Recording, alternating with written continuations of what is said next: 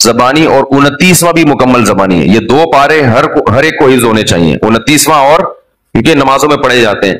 29واں 30واں مکمل یاد کر لیں, سورہ یاسین یاد کر لیں, سورہ ملک یاد کر لیں, اور سورہ کہف یاد کر لیں, سورہ سجدہ یاد کر لیں. سمجھ رہے ہیں؟ سورہ واقعہ یاد کر لیں, سورہ رحمان بھی یاد کر لیں. اگر سورہ رحمان یاد کرنا ذرا مشکل ہے, سورہ واقعہ یاد کر لیں. تو یہ چند صورتیں آپ یاد کریں گے نا, تو اس کا فائدہ کیا ہوگا کہ تہجد میں آپ لمبی نماز پڑھ سکتے ہیں. دیکھو سورہ کہف جمعے کے دن فضیلت ہے نا, وہ جمعے کی رات کو تہجد میں پڑھ لو سورہ کہف, فضیلت بھی حاصل ہو جائے گی اور نماز کا ثواب بھی مل جائے گا. جن لوگوں کو قرآن کا حصہ یاد نہیں ہوتا وہ تہجد لمبی رکعتیں پڑھ ہی نہیں سکتے. وہ علم طرح سے بس پڑھتے رہیں گے, رکوع کریں گے, پھر اٹھیں گے. تو وہ تہجد میں جو ہے نا کچھ اپنا سینے میں اتنا قرآن محفوظ رکھنا چاہیے تاکہ کبھی انسان کی طبیعت میں نشاط ہوتا ہے, وہ لمبی نماز پڑھنا چاہتا ہے تو پڑھ سکے. وہ سمجھ رہے ہیں؟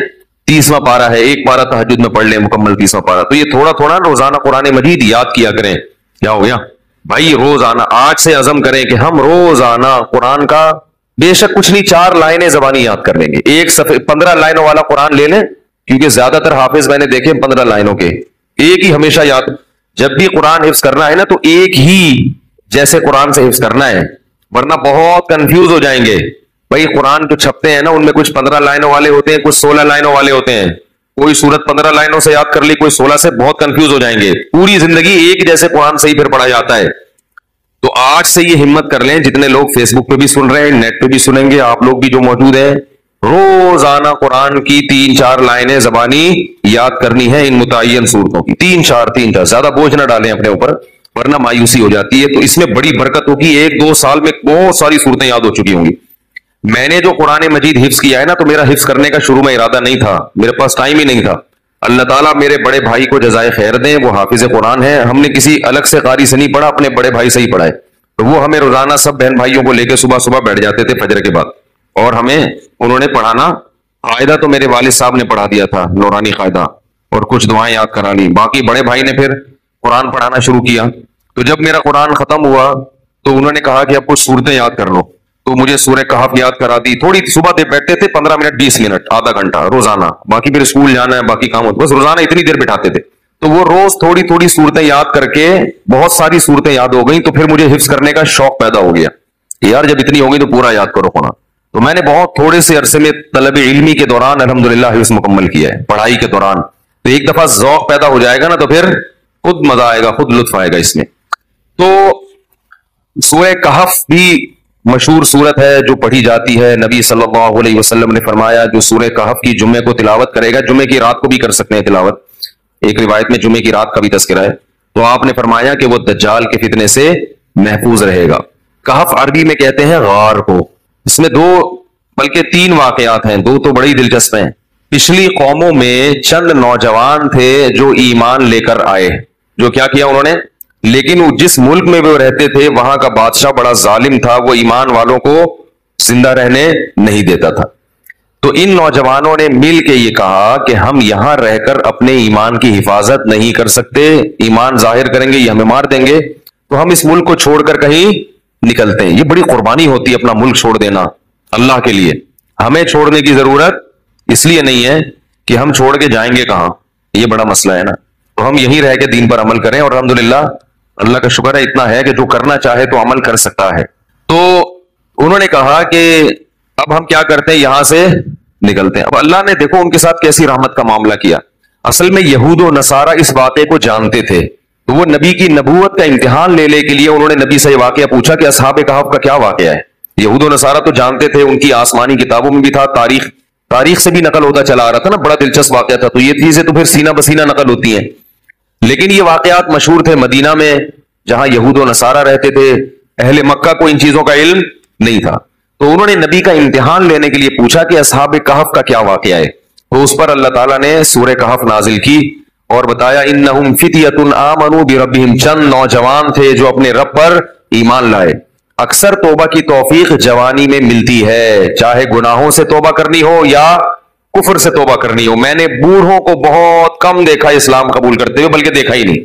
جتنے میں نے غیر مسلمان ہوتے ہوئے اپنی زندگی میں دیکھے ہیں وہ سب کیا ہوتے ہیں, جوان. حالانکہ اس وقت مزے اڑانے کی عمر ہوتی ہے. پتہ یہ چلتا ہے کہ جوانی میں توبہ آسان ہے, بڑھاپے میں توبہ مشکل. کیوں؟ جوانی میں جیسے گناہوں کا جوش ہوتا ہے تو گناہ سے بچنے کا جذبہ بھی جوانی میں ہی پیدا ہوتا ہے، کیونکہ جوش کا ہونا ضروری ہے گناہ کے لیے بھی اور توبہ کے لیے بھی۔ کیا ہو گیا بھائی؟ بھائی ایک آگ بھڑکتی ہو نا جسم میں، گناہ کی بھی آگ بھڑکتی ہے اور گناہ سے توبہ کے لیے بھی جذبہ چاہیے۔ بڑھاپے میں جذبات کیا ہو جاتے ہیں؟ ٹھنڈے، نہ گناہ کا وہ جذبہ رہتا ہے اور نہ گناہ سے توبہ کا وہ جذبہ رہتا ہے، لہذا نیوٹرل ہو جاتا ہے، بس جس حال میں جوانی گزاری اسی میں رہتا ہے، کہتا ہے چھوڑو اب کیا توبہ کرنی، بس آرام سے مجھے زندگی گزارنے دو، مرنے دو آرام سے، چاہے وہ کفر کافر ہو یا گناہگار ہو۔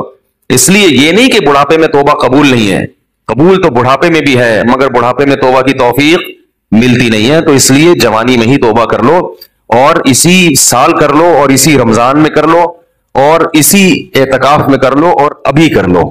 شیطان کہے گا کل عید کے بعد کروں گا، پہلے 2-4 فلمیں دیکھوں گا عید کے بعد جو نئی نئی ریلیز ہوں گی ہیں، اور پھر جو ساری مستیاں اپنی پوری کروں گا، نکالوں گا، مزے اڑاؤں گا، پھر کیا کروں گا؟ تسلی سے آخر میں توبہ کر لوں گا۔ جس نے یہ سوچ کے توبہ کو ڈیلے کیا، مؤخر کیا، اس سے بڑا بے وقوف دنیا میں کوئی نہیں ہے۔ ایسا نہیں ہوتا، کرنی ہے تو کرو ابھی، اللہ تعالیٰ توبہ کی توفیق دے۔ آج رات اٹھ کے نا اللہ سے خوب گڑگڑا کے مانگے، اللہ جتنے گناہ تھے ہم نے چھوڑ دیے، بس ہمت کرو، ہمت کے بغیر دنیا میں کچھ بھی نہیں ہوتا۔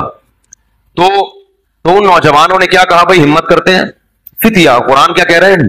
نوجوان تھے، فتن کی جمع فتیہ آتی ہے، تو انہوں نے کہا کہ بھائی وَإِذِ اعْتَزَلْتُمُوهُمْ وَمَا يَعْبُدُونَ إِلَّا اللَّهَ فَأْوُوا إِلَى الْكَهْفِ، چلو یہاں سے بھاگ کے کسی غار میں پناہ لیتے ہیں، وہاں جا کے سوچیں گے کہ کل کرنا کیا ہے، اگلا پلان کیا، بھی تو یہاں سے نکلو، یہاں رہ کے کچھ نہیں ہو سکتا۔ انہیں کیا پتا تھا کہ ان کی اس قربانی پر اللہ ان کو کیسا نوازنے والا ہے۔ اللہ بڑا شکور ہے، اللہ کا ایک نام ہے شکور۔ شکور پتہ ہے کسے کہتے ہیں؟ قدردان۔ آپ تھوڑا کریں اور وہ نوازے بہت زیادہ، اس کو شکور کہتے ہیں۔ تھوڑی قربانی آپ دے گے مگر وہ نوازے گا بہت زیادہ، اللہ ایسا کرتے ہیں۔ تو یہ نوجوان نکل کے گئے ہیں اور انہوں نے غار میں کیا کی؟ پناہ لی، وہاں بیٹھ چلے گئے، نیند آ گئی، سو گئے۔ ساتھ ان کا کتا بھی تھا، حفاظت کے لیے کتا رکھنا بولو بھائی جائز، بلا وجہ کتا رکھنا حرام ہے۔ نبی نے فرمایا جس نے بلا وجہ کتا رکھا روزانہ 1 قیرات اس کی نیکیاں کم ہوتی رہیں گی، 1 قیرات پہاڑ کے برابر ہوتا ہے، روزانہ اس کی نیکیاں ضائع ہوتی رہیں گی۔ اسلام میں کتا پالنا بلا وجہ جائز نہیں ہے، ضرورت کے لیے شکار کے لیے پال سکتے ہیں، شکاری کتے ہوتے ہیں نا، شکار وکار کرنا ہے، یا گھر میں طوطے پالے ہوئے تو ان کی شکار کے لیے کتا رکھا ہوا ہے، تو یہ ہوتا ہے طوطوں کی حفاظت کے لیے کتے رکھنے پڑتے ہیں بعض دفعہ۔ تو لیکن کتے کو بتا دیں کہ صرف طوطوں کی حفاظت کے لیے ہے، لوگ کتا پالتے ہیں ڈاکوں سے حفاظت کے لیے، اس کو بتاتے نہیں ہیں، وہ ہر ایک کو کاٹنا شروع کر دیتا ہے۔ تو وہ اپنا کتا بھی ساتھ لے گئے حفاظت کے لیے کہ بھائی کہیں پہرے وہرے کا کام آئے گا۔ تو غار میں ان کو نیند آئی اور کتا کہاں بیٹھا ہوا ہے؟ غار کے کنارے پہ، وہ حفاظت کے لیے بیٹھا ہوا تھا کہ بھائی کوئی آئے گا تو بھونک کے ان کو بتائے گا بھائی بندہ آیا ہوا کوئی۔ تو اب جو ہے قرآن کہتا ہے کہ ہم نے ان پہ نیند کو مسلط کر دیا، سو گئے۔ وَلَبِثُوا فِي كَهْفِهِمْ 300 سِنِينَ وَازْدَادُوا 9 309 سال سوئے ہیں، کتنے؟ 309 سال۔ وَنُقَلِّبُهُمْ ذَاتَ الْيَمِينِ وَذَاتَ الشِّمَالِ، اگر انسان ایک ہی پہلو پہ لیٹا رہے نا تو زمین کھا جاتی ہے اس کو، تو اللہ فرماتے ہیں ہم ان کو کروٹیں بھی دلاتے رہے۔ وَتَرَى الشَّمْسَ إِذَا طَلَعَتْ تَزَاوَرُ عَنْ كَهْفِهِمْ ذَاتَ الْيَمِينِ وَذَاتَ الشِّمَالِ وَإِذَا غَرَبَتْ تَقْرِضُهُمْ، جب سورج نکلتا تھا تو وہ بھی کترا کے نکلتا تھا، روشنی جائے گی مگر تیز دھوپ نہیں جائے گی، تاکہ سورج کی جلن، سورج کی کرنیں ان کی اسکن کو خراب نہ کریں۔ اور اللہ فرماتے ہیں 309 سال تک کتا جس انداز میں بیٹھا رہا ہے، لَوِ اطَّلَعْتَ لَوَلَّيْتَ مِنْهُمْ رُعْبًا وَلَمُلِئْتَ مِنْهُمْ فِرَارًا، وہ کیا ہے؟ لَوِ اطَّلَعْتَ عَلَيْهِمْ لَوَلَّيْتَ مِنْهُمْ فِرَارًا وَلَمُلِئْتَ مِنْهُمْ رُعْبًا، کہ تم اس کتے کو دیکھتے تو روب کی وجہ سے وہاں سے بھاگ جاتے۔ اللہ نے کتے پر ایسا روب ڈال دیا کہ کوئی بھی اس کے قریب پٹک نہیں سکتا، تاکہ ایسا نہ ہو کہ 309 سال میں ظاہر ہے کتنے لوگ یہاں سے گزریں گے غار میں جا کے ان کو کوئی نقصان نہ پہنچائے، تو کتے کی ایسی وحشت۔ 309 سال کے بعد اللہ نے ان کو اس دوران کیا ہوا؟ وہاں حکومت کا کیا ہو گیا؟ بادشاہ مر گیا، پوری رعایا تبدیل ہو گئی، کوئی نیک بادشاہ آ گیا اس ملک میں جو توحید پرست تھا اور نیک لوگوں کی قدر کرتا تھا، پوری رعایا تبدیل ہو گئی، حکومت تبدیل ہو گئی 309 سال میں۔ تو یہ 309 سال کے بعد سو کے اٹھے ہیں، اب پریشان ہے کہ یار ہم کتنا سوئے ہیں۔ کسی نے کہا کہ ہم 24 گھنٹے سوئے ہیں، کسی نے کہا کہ نہیں بھائی آدھا، کیونکہ یہ تو سوچ ہی نہیں سکتے تھے نا اتنے 100 سال تک ہم سوتے رہے۔ تو ایک نے کہا کہ اللہ ربکم اعلم بما لبثتم، اللہ کو پتا ہے بھائی کتنا سویا، چھوڑو اس بحث میں کیا پڑھنا، 24 گھنٹے یا آدھا دن یا ایک دن، چھوڑو کیا کرنا ہے اس بحث۔ تو ایسا کرو فبعثوا بورقکم هذه الى المدینہ، کیا ہوا بھائی؟ فبعثوا بورقکم هذه الى المدینہ، یہ سکہ رائج الوقت لے کے جاؤ۔ کیا کرو؟ سکہ رائج الوقت، یہ رائج الوقت میں خود لگا رہا ہوں کیونکہ آج کسی کا نکاح پڑا ہے نا جمعے میں، اس میں لکھا تھا 1,00,000 روپے سکہ رائج الوقت تو یہ پرانی اصطلاحات پتہ نہیں لوگ کیوں استعمال کرتے ہیں بھائی، تو رائج الوقت ہی ہے اور کیا ہوگا، بیوی رائج الوقت ہے، دولہا رائج الوقت چل رہا ہے، تو سکہ بھی کون سا ہوگا؟ رائج الوقت ہی ہوگا۔ تو انہوں نے کہا کہ یہ سکے لے کے جاؤ، کرنسی لے کے جاؤ، فَلْيَنْظُرْ أَيُّهَا أَزْكَىٰ طَعَامًا، اور دیکھ کر آؤ کون سا پاکیزہ کھانا ہے، کیونکہ غیر مسلم ریاست ہے، حلال ملنا، اس سے پتہ چلتا ہے کہ غیر مسلم اسٹیٹ میں رہنا بڑا مشکل کام ہے۔ لوگ یورپ امریکہ میں جا کے جو آئے کھا لیتے، کہتے بسم اللہ پڑھ کے کھا لو، یہاں کیا حلال حرام، اتنا مشکل کام ہے۔ نہیں، آپ کو تحقیق کرنی پڑے گی۔ غیر مسلم ملک میں گوشت کھانا آپ کے لیے حلال نہیں ہے جب تک کہ یقین نہ ہو کہ یہ حلال طریقے سے ذبح کیا گیا ہے، اور محض حلال کا ٹھپا کافی بولو یار نہیں ہے، کہتے اس پہ حلال کا ٹھپا لگا، حلال کا ٹھپا لگانے میں کتنے ٹائم لگتا ہے، لوگوں نے مہرے بنا کے رکھی ہوئی، حلال لکھا ہوا ہے ہر چیز پہ، سور پہ بھی ٹھپا لگا رہے ہیں حلال، جو چیز آ رہی ہے اس پہ کیا لگا دیتے ہیں؟ حلال کا ٹھپا۔ جو بھی ان ملکوں میں رہتے ہیں ان کی ذمہ داری ہے کہ چکن کھا رہے ہیں، بکرا کھا رہے ہیں، جا کے پہلے تحقیق کریں کہ اس کمپنی میں حلال ہے بھی یا نہیں ہے۔ مشینی ذبیحہ ہماری تحقیق میں حلال نہیں ہے، قرآن میں صاف ہے کہ جس جانور پر اللہ کا نام نہ لیا جائے اسے کھانا جائز نہیں ہے، اور نام لینے کا مطلب انسان نے نام نہ لیا ہو، مشین کا نام لینا کافی، مراد یہ کہ انسان اس پہ نام لے، تو انسان کا اللہ بسم اللہ اللہ اکبر پڑھنا ضروری ہے۔ تو یہ بھی پاکستان کی ایک فضیلت ہے کہ یہاں الحمدللہ حلال گوشت وافر مقدار میں ملتا ہے، یقینی حلال ہوتا ہے، اپنے سامنے سے ذبح ہوتا ہے، بالکل صاف نظر آ رہا ہوتا ہے، بڑی نعمت کی بات ہے۔ بعض ملکوں میں شروع ہو گیا ہے لیکن جہاں بھی گیا ہوں مزہ نہیں آیا، مشکوک ہے، اطمینان نہیں ہوتا۔ تو فَلْيَنْظُرْ أَيُّهَا أَزْكَىٰ طَعَامًا، دیکھ کر پاکیزہ مال لے کر آؤ، جو غیر مسلم ہے پتہ نہیں مردار بھی کھاتے ہوں گے، تو حلال تلاش کرو۔ وَلْيَتَلَطَّفْ، اور ذرا احتیاط سے جانا، لا یشعرن بکم احدا، کسی کو پتہ نہ چلے تمہارے بارے میں، چپکے سے جانا، رومال ڈال کے اور پتلی گلی سے راشن خرید کے، کھانا خرید کے لے آنا۔